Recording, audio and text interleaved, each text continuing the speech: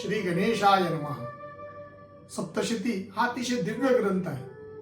सप्तशती म्हणजे 700 श्लोक आणि हे दुर्गा म्हणजे महाकाली, महालक्ष्मी आणि महासरस्वतीचं तिघींचे म्हणजे चरित्र आहे. त्याला दुर्गा सप्तशती असं म्हटलं जातं. त्यामध्ये पहिल्या अध्यायामध्ये भगवतीचं चरित्र म्हणजे महामाया, आदिशक्ती, महाकालीचं जे चरित्र आहे आज आपण ऐकणार आहोत.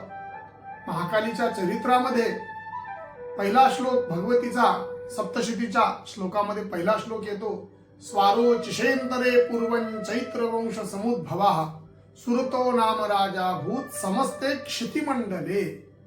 जो स्वारोजिश चैत्रवंश या चैत्रवंशातील एक सुरत नावाचा राजा, हा अतिशय दिव्य तेजस्वी या सृष्टीवर राज्य करणारा सम्राट असा असलेला हा राजा एके दिवशी युद्ध करून कोला विध्वंसी नावाच्या राजघराण्याकडनं तो हरल्या जातो, युद्ध हरतो आणि तो फक्त मर्यादित एका विशिष्ट राज्यापुरताच राजा राहतो. त्याचं सम्राटपद निघून जातं. तो राज्यामध्ये जेव्हा येतो तेव्हा हळूहळू त्याला क्षीणत्व येतो. जेव्हा तो हरल्यानंतर प्रत्येकाला आपलं आपलं क्षीणत्व लक्षात येतं. तसंच ह्याला सुद्धा लक्षात आलं की आपण आता मर्यादित राजा आहोत, एका विशिष्ट राजाचे राजे आहोत असं त्यांना जेव्हा वाटत गेलं, हळूहळू त्याची जी संपत्ती आहे त्या संपत्तीवर जे कोषागार आहे त्या कोषागारावर नियुक्त असलेले जे लोक आहेत त्यांनी हळूहळू त्याच्यावर नियंत्रण ठेवलं. राजाचं नियंत्रण ते हळूहळू निघत गेलं आणि या राज्यावर हळूहळू सेनापतीचं ह्यांचं राज्य यायला लागलं. राजाला लक्षात आलं की आता आपण धनीहीन आहोत, धनीहीन असले की मृत असल्यासारखं आहे असं समजून राजा एक दिवशी सगळ्याला चुकवून जंगलामध्ये शिकारीसाठी गेला. शिकारीसाठी गेला की त्याला आता लक्षात आलं की आता आपल्याला राज्यात किंमत नाहीये, आपल्याला कोणी किंमत देत नाही आणि म्हणून तो स्वतः निघून गेलाय शिकारीच्या नावाखाली.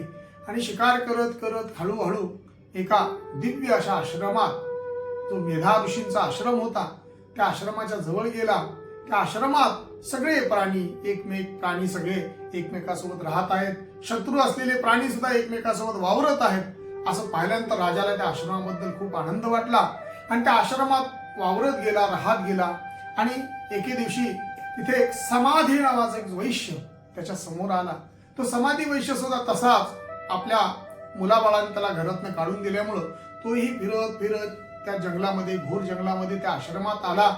आश्रमात आल्यानंतर तोही राहू लागला. राजाने त्याला कुतूहलाने विचारलं, अरे तू कोण आहेस, कुठून आलायस, काय आहेस? तेव्हा तो समाधी नावाचा वैश्य, समाधीर नाम वैश्यो हो धनिना, म्हणजे तो जो धनिक असलेला समाधी नावाचा वैश्य, तो म्हणला मी फार मोठा श्रीमंत आणि वैश्य असलेला आहे आणि माझ्याकडे अनेक प्रकारचे मी व्यवहार करत असताना माझ्या मुलाबाळांनी मला मात्र त्या घरातनं काढून दिले, माझ्या पत्नीने काढून दिले, माझ्या भावांनी काढून दिले आणि माझ्या धनावर त्यांनी कब्जा केलेला आहे असं सांगितल्यानंतर त्यांनी काढून दिले. आणि मला आजही असं वाटतं की माझे मुलं बाळ सुखी असतील का, माझी पत्नी सुखी असेल का, माझे भाऊबंद सुखी असेल का, त्यांची चिंता मला लागते.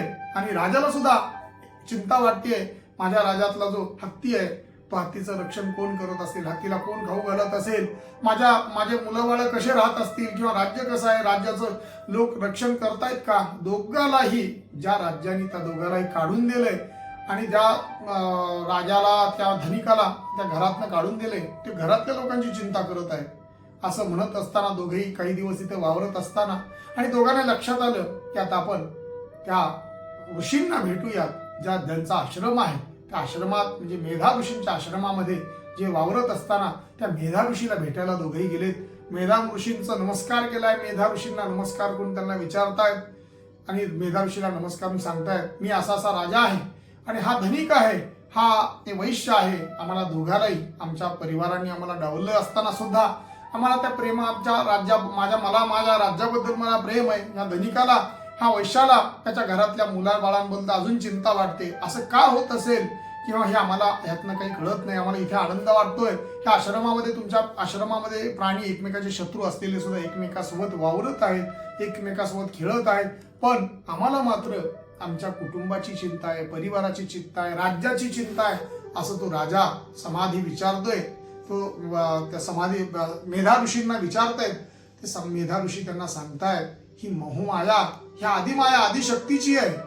आजही आपण पाहतो की प्रत्येक प्राणी आहे, आपले प्राणी सुद्धा आपल्या पिलांना कुठून ना कुठेतरी अन्न शोधून आणतात, त्यांच्या चोचीमध्ये घालतात. ही माया आहे. सगळ्या ह्या सृष्टी सगळी मायेवर आहे आणि ही मायाच ह्या देवांना सगळ्यांना मायेमध्ये टाकतायत. आपल्या मनुष्यांना, प्राण्यांना, सगळ्यांना मायेमध्ये आपण सगळे मोहित आहोत असं ते मेधा ऋषी सांगतायत. तेव्हा राजा कुतुराने विचारतोय ह्या मायेबद्दल, ह्या देवीबद्दल आम्हाला जाणून घ्यायचंय. तेव्हा मेधा ऋषी सांगतायत की जेव्हा ही सृष्टी आरंभ झाली, ह्या सृष्टी आरंभाच्या वेळेस भगवान विष्णूच्या बेंबेपासून ब्रह्मदेव उत्पन्न झाले. त्याच वेळेस दोन्ही कानाच्या मळापासून 2 राक्षस उत्पन्न झाले. ते राक्षस म्हणजे मधु आणि कैटभ हे 2 राक्षस एवढे उन्मत्त होते. हे एवढे उन्मत्त असताना ब्रह्मदेवाला मारायला आल्यानंतर ब्रह्मदेव त्या दोघांना घाबरून जिथून मी उत्पन्न झाले अशा विष्णूकडे जाईल असं म्हणून त्या दोघांपासून विष्णूकडे आले. विष्णू मात्र शेषशय्येवर मोहमायेमध्ये झोपलेले पाहिले असताना त्या ब्रह्मदेवानी विष्णू कोणामुळे झोपले, त्या निद्रा देवीची स्तुती करायला त्यांनी आरंभ केला. इथेच भगवा ह्या सृष्टीतलं पहिलं काव्य ब्रह्मदेवानी रात्री सूक्त नावाचं जे काव्य आहे, या जे रात्री सूक्त आहे ते ब्रह्मदेवानी निर्माण केलंय. विश्वेश्वरीं जगद्धात्रीं सितसंहारकारिणीं निद्रां भगवतीं विष्णो रतुलां तेजस प्रभू. ह्या मोहमायेमुळे, तुझ्या मायेमुळेच भगवान विष्णू झोपलेले आहेत असं जेव्हा त्या ब्रह्मदेवाच्या स्तुतीत ऐकलं, तूच आहेस स्वाहा, तू स्वधा आहेस, तू सगळ्या प्रकारची स्तुती भगवान ब्रह्मदेव करतात.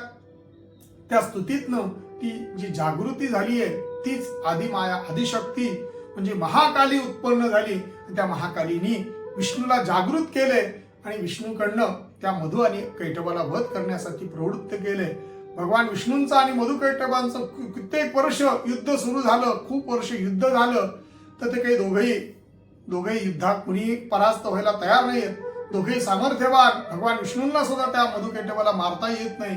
असं म्हटल्यानंतर भगवान विष्णूंनी सुद्धा गणपतीची आराधना केलेली आहे अशी गणपतीच्या पुराणामध्ये सुद्धा उल्लेख येतो. आणि भगवंत गणपतीची स्तुती करून आणि त्या युद्धाला पुन्हा आरंभ केलाय. आणि आरंभ केल्यानंतर त्या दोघाला मोहमायेमध्ये वश त्या भगवतीने केले. आणि भगवान विष्णूने त्यांना विचारले तुमचा वध कशामध्ये ते सांगा. तेव्हा ही पृथ्वी कल्पाच्या आरंभाला सगळी जलमय पाहिल्यानंतर त्या दोघांनी लक्षात आले की हा मोहमायेत आता इथं काही सगळं पाणी आहे, ह्या पाण्यामध्ये मला कुठं मारणार आहे. त्या दोघांनी सांगितलं की मला जिथं पाणी नसेल तिथं मारा असं त्या दोघांनी राक्षसांनी जेव्हा सांगितलं. आणि त्याच पडत्या फळाची आज्ञा असं समजून भगवान विष्णूंनी त्या दोघांनी आपल्या मांडीवर जल नसल्यामुळे मांडीवर दोघांना घेतलंय आणि दोघांचा वध त्या मांडीवर केलाय. त्याच मधु आणि कैटभापासून त्यांच्या मांसापासून ही मेदिनी म्हणजे ही पृथ्वी तयार झालेली अशी आख्यायिका सप्तशतीच्या पहिल्या अध्यायामध्ये उल्लेख येतो. आणि ह्या सप्तशतीच्या पहिल्या अध्यायामधून आदिमाया महाकाली याची उत्पत्ती सांगितलेली. त्या महाकालीनीच भगवान विष्णूंकडनं मधु कैटभाचा वध करून घेतलाय असं ह्या पहिल्या अध्यायामध्ये महाकालीची उत्पत्ती आपण ऐकलेली आहे. ह्याच महामाया म्हणजे मोहमाया. आपण सगळेजण मोहमायेत आहोत. आपल्याला एकमेकाबद्दल प्रेम आहे असं ज्या दिवशी या मोहमायेपासून आपण तुटतो तेव्हा मात्र आपण भगवतीच्या चरणाजवळ जाऊ असं सांगितलेलं आहे. पण भगवतीला तुम्ही शरण जा असं मेधा ऋषी त्या राजाला म्हणजे सुरथ नावाच्या राजाला आणि वैश्य असलेल्या समाधीला भगवान सांगतायत. हेच चरित्र पहिल्या अध्यायामध्ये सांगितलंय. जय श्रीराम. माहिती आवडली तर आवर्जून शेअर करा, चॅनलला सबस्क्राईब करा. जय श्रीराम.